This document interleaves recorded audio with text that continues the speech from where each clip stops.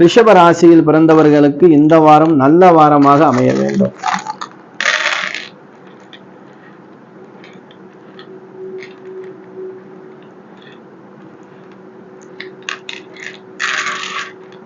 ரிஷபராசியில் பிறந்தவர்கள் வயதுக்கு ஏற்றவாறு, நீங்க திருமணம் ஆகாதவர்களா இருந்தால் நண்பர்கள்ட்ட கொஞ்சம் கவனமா இருந்துக்கிறீங்க. திருமணம் ஆனவர்களாக இருந்தால், ஆணாக இருந்தாலும் சரி பெண்ணாக இருந்தாலும் சரி, ஆணாக இருந்தால் மனைவியிடம், பெண்ணாக இருந்தால் கணவனிடம் அனுசரணை வேணும். வாக்குவாதத்தை குறைச்சுக்கிறோம். காலையில எந்திரிச்ச உடனே இந்த வாரம் பார்த்தீங்கன்னா தேவையில்லாம கத்த வேண்டிய சூழல் உருவாகும். அப்படி உங்களுக்கு ஒரு சூழல் வரும்போது இந்த வீடியோ உங்களுக்கு ஞாபகத்துக்கு வரணும். உடனே ஒரு டம்ளர் தண்ணியை குடிச்சிட்டு உங்களுக்கு பிடிச்ச தெய்வத்துடைய நாமத்தை, பெருமாள்னா கோவிந்தா நாராயணா சொல்லிக்கிறீங்க, சிவபெருமானா ஓ நமச்சிவாய, ஏதோ அம்பாவை பிடிக்குமோ ஆதிபராசக்தியை நமகான்னு சொல்லி பொறுமையா தண்ணியை குடிச்சிருங்க. இந்த